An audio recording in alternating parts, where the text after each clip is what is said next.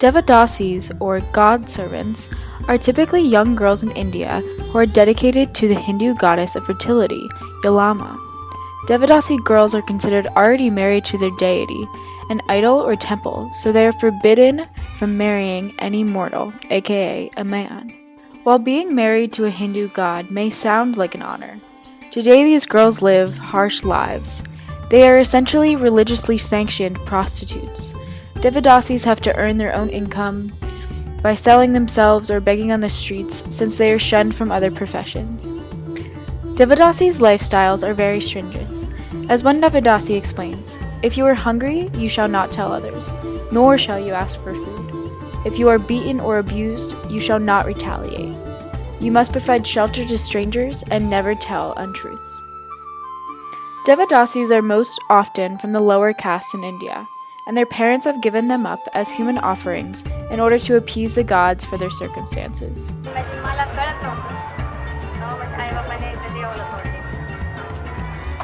Most of the time, the girls are dedicated at such a young age that it is not their choice. Their life is chosen by their parents.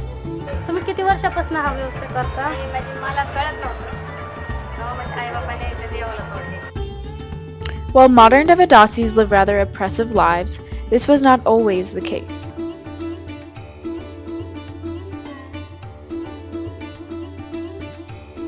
There are many theories surrounding the origination of Devadasis.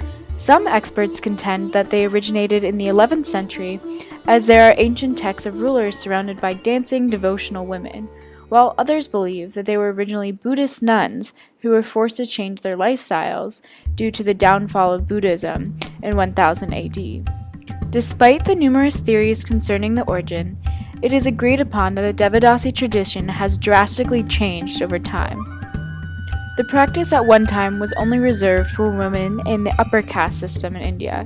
It was a great honor to be selected to become a Devadasi. The women devoted their lives to Yalama, god of fertility, and aided in temple duties, as well as teaching young girls. They also promoted tradition through dance and song and were invited to all festivities.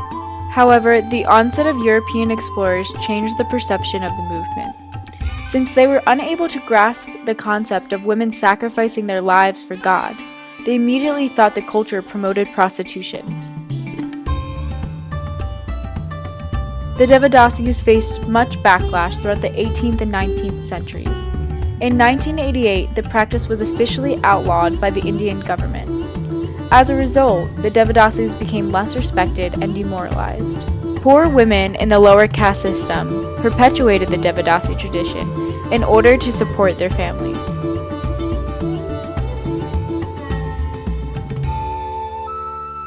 How demoralizing, discriminatory, and debilitating this practice is for a Devadasi woman depends on the life history of each individual. For some women, it is a logical escape from a life of extreme poverty to save their children from starving.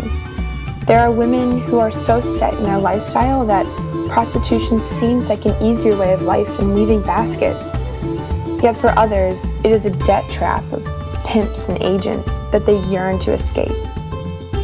Thus, some women can see benefit to becoming a Devadasi. During the dedication ceremony, called Patu Katu, they are lavished with gifts and sweets and treated as goddesses.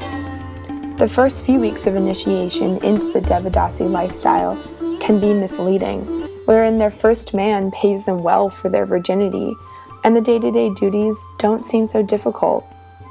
However, the continuation of this lifestyle can quickly lead to STD infections, low self-respect, and lack of autonomous decision-making. These women must bear a red and white necklace to distinguish themselves.